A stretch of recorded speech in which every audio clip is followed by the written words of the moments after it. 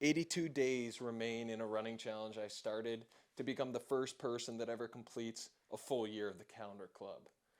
And today, it's still February, it's the 8th, and that means I'm doubling down on the miles today. So I'm just about to head out the door to go run 8 miles on the treadmill and then finish off the day by running 8 miles outside.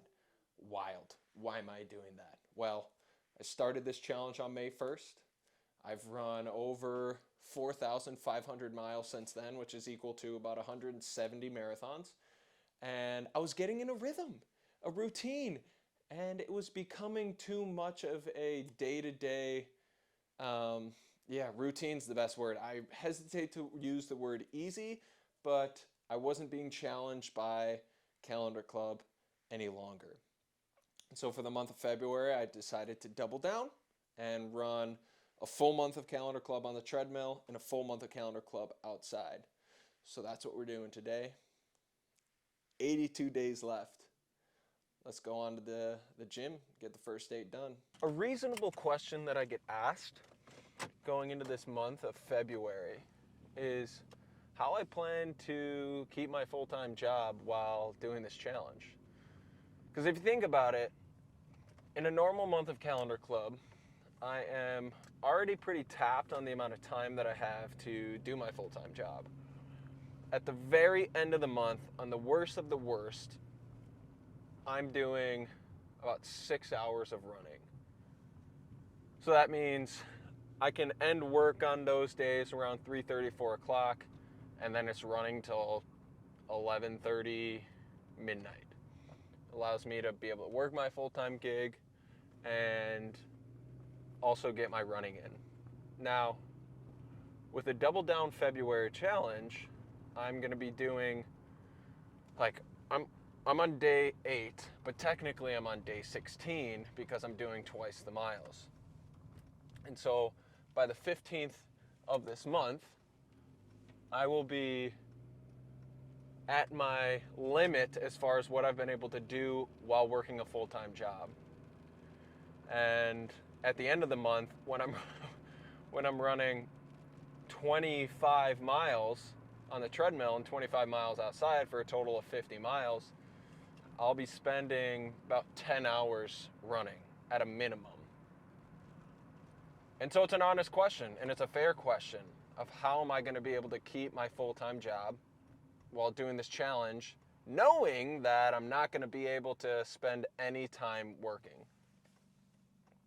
Honest answer, I don't know.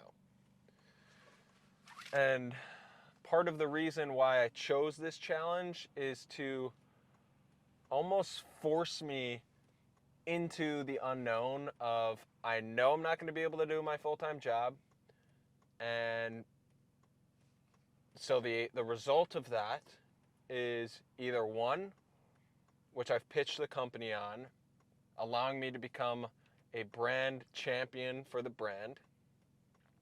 That's one, where it allowed me to do what I'm doing and it be a part of my full-time job and get metrics measured against that and so on and so forth.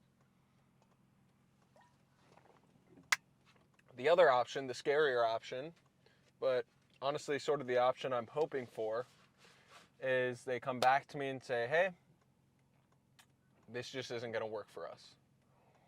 And then in that moment, I make the decision to continue forward with the Calendar Club Challenge, continue forward with the Double Down Challenge, and I leave my job. And that is scary. And it's scary for a lot of reasons because I am saying no to no longer having a consistent paycheck, which is comfortable, which is nice to rely on. I'm saying no to health insurance, although I can get and will have to get health insurance that I pay for individually. I'm saying no to a 401k matching plan that my company does. I'm saying no to security. I'm taking a fucking risk that has a lot of reward, but it also has a lot of,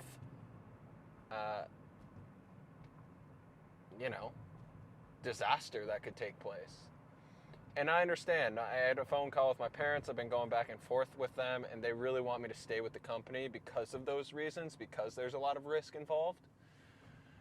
At the same time, though, it's like there's never going to be a good time to leave. There's never going to be a perfect moment where I'm going to be able to step away and it be a seamless process. At a certain point, which that point is happening right now, and part of the reason it's happening right now is because I'm almost forcing it to happen, is I will no longer be able to do my full-time job and pursue the challenges that I ultimately want to pursue. And I believe so heavily, like I believe in my heart of hearts, the path that I'm on.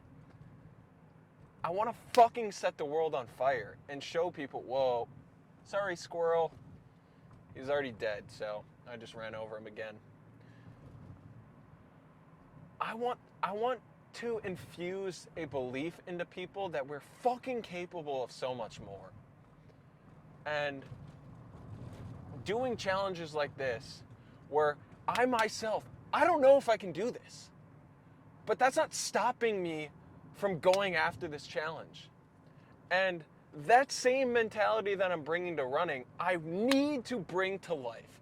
I need to bring to this exact situation with work where it's, I don't know if it's going to happen or not. I don't know if I'm going to be able to become a full-time athlete, content creator on YouTube. I don't know those things. But what I do know is I fucking believe in where I'm going, and I believe in the message that I can bring to the world. And I have built evidence in myself that I can do this. I've done challenges where I've run 500 miles in 9 days and raised $51,000 for charity. I know how to get people behind a mission. I just need to get it out there. What else is there to give to the world except for hope? What else is there that I could find more valuable than letting you know that you can fucking do anything you want? And I'm not going to allow myself to hold myself back from that.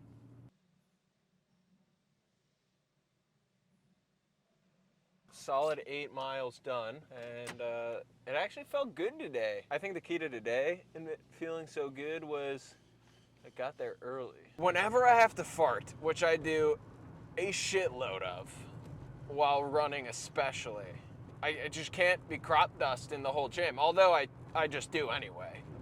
I don't hold back my farts.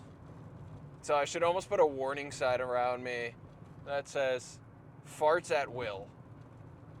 And also farts uncontrollably far too much.